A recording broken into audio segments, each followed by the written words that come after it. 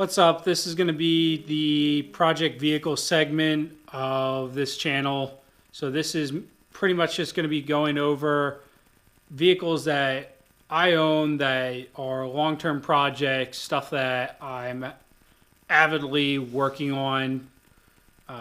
So it's not going to be stuff like the SI won't be on here unless possibly later on down the road, if I do keep it, it might turn into a slight project. On my main project vehicle, which is the RSX, and my secondary project vehicle, which is the Silverado. So I just wanted to put this video out real quick, just kind of get things kicked off and get things moving along. I figure I'd make this first video kind of an overview of what's going to be done to the vehicles, what has already been done to the vehicles, and what's kind of in the process of happening. So at the moment with the RSX, I have the new K24 motor fully assembled, 4-piston racing, built the bottom end. I had them keep it at 11:1 compression ratio, which is factory, just because I do plan on driving the car long distances. If I don't have 93 octane available to put in it, which is what you'd have to put in for 12.5:1, I don't want to have to trailer the car somewhere where I could get 93. So this would, worst case scenario, I could run 91, 89 octane, in the vehicle and get away with it. It's not going to blow up. At the same time, there is a possibility of this going supercharged in the future. And so I didn't want to go high compression with it just because I wouldn't be able to go forced induction. So this is pretty much wrapped up. Like I said, 4-piston, built the bottom end. I got their ported oil pump from them.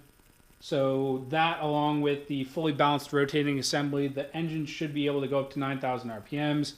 Not that I plan on ever taking it that high, but it's nice to know that it does have that capability. In the head, I have Skunk 2 Stage 1 cams, their Alpha Series valve spring kit, SuperTech valves, and brand new timing chain, K-tuned upgraded timing chain tensioner. Everything on this motor is pretty much brand new. New water pump, new water passages, new timing cover. The only thing that's being reused for the most part is the sensors and the crank pulley and a couple other accessory pulleys. That's it. So that's the RSX engine. The reason that I ended up going this route was the K20 that was in it ended up throwing a rod. Pull this over here. So as you can see, I can stick my hand through the block. This section here, it actually broke out the corner flange of the block itself, which is one of the strongest points on the engine on anything that's cast. And it broke this out along with punching another hole into the water passages. Half of the rod, when it came down and around, jammed itself into the bottom of the cylinder, and the piston broke itself into pieces. More thorough history and progress on this build on my build thread on Club RSX, which is in the description. The transmission is almost done. I ended up doing a Wave Track limited slip diff, TSX 6th gear to have lower RPMs when cruising on the highway, and carbon synchros. That's it for the transmission. I figure while the engine and trans are out, I'm building this.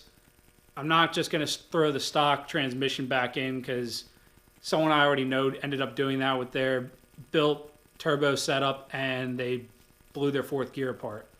So that was the exact reason why I didn't want to do that, was I didn't want to put it in the car, drive the car for a couple months, and then end up having to pull it back out again anyway and possibly damage additional stuff. So everything looks good in there. All new bearings, all new synchros, new 6th gear on the counter and main shaft. I have upgraded Walbro 255 pump that's going to end up going in. The car itself has the Skunk 2 Pro Series intake manifold and the hybrid racing 70mm throttle body, 750cc injectors by Graham, PLM race header, thermal R&D 2.5-inch exhaust, Hasport motor mounts, QTP electric cutout, K-Pro. I'm not sure if I mentioned that, but that's kind of obvious with everything that's being done to the car. The other project is this 5.7 LT1 that me and a couple buddies pulled out of a Buick Roadmaster at the salvage yard. It's currently doused in WD-40. We pulled this out of a Roadmaster, had like 107,000 miles on it for my truck, which has 103,000 miles on it. The truck's an 87 V10. The oil pressure is pretty much non-existent once the engine warms up. So worried that it's just pushing the oil through the bearings. So started this project to try and keep the truck up and going. We pulled this out. It looked good. We tore the intake manifold off and it was just filled with sludge. So since we had a parts washer here, we ended up tearing this all down. It soaked for about 3 weeks in kerosene. And then this past weekend, we took it out, pressure washed it, blew all the water out, and then just soaked it with WD-40. This is going to get flex honed. We have a decent cam that's going in it, upgraded valve train. But other than that, just gaskets, new timing gear set, water pump's still good. We're just going to flex hone it, put the pistons back in, same rings, everything. This is going to be a little bit more of an effort than the RSX, just because the RSX, the harness is there, it's plug and play basically. Whereas this, it's swapping over from throttle body injection to fuel injection. I figure I'd just get two 20-gallon tanks and be done with it. So those two 20-gallon tanks are getting a Walbro 255 pump in each. So with going fuel injection, even with a cam and a mild build, it's also getting larger injectors.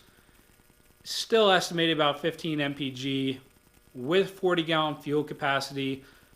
Puts the truck at a range of 600 miles between having to fill up, which is ridiculous for something from 1987. So we're also estimating about 300 horsepower at the wheels out of a truck that's currently putting down probably not even 133.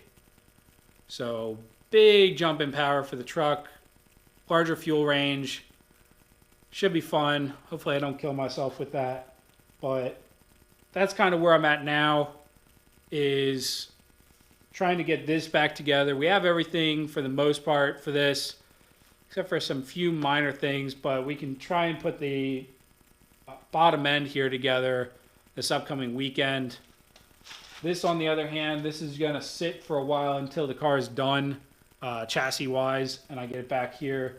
And then I can start putting the transmission, the engine, new suspension components, put the interior back in, fuel pump, and pretty much wrap it up. Honestly, the RSX, by myself, it's probably going to take me 2.5 days to do the engine, trans, interior, and plug everything back up. I've had the car torn apart so many times, but that's what's going on with this. This, it's going to be figuring out wiring, pulling the front end off the truck, putting this in. We still have some stuff left to get for it. So the counter shaft and the main shaft are both done. It's getting the speedo gear and the two carrier bearings back onto the differential, or onto the new differential. The iron heads are going to get sold or scrapped. Doesn't really matter. Pistons are going to end up going back in. We have new bearings for that. The cheapo headers that are going to go on the truck. The fuel tanks, which I have videos somewhere of me painting these, and the headers. I got to figure out where that is, but these were painted with the same oil-based coat, that paint that's on the truck frame. So these are both sitting here. The aluminum heads and ton of the truck parts are back here. But for now, this is it.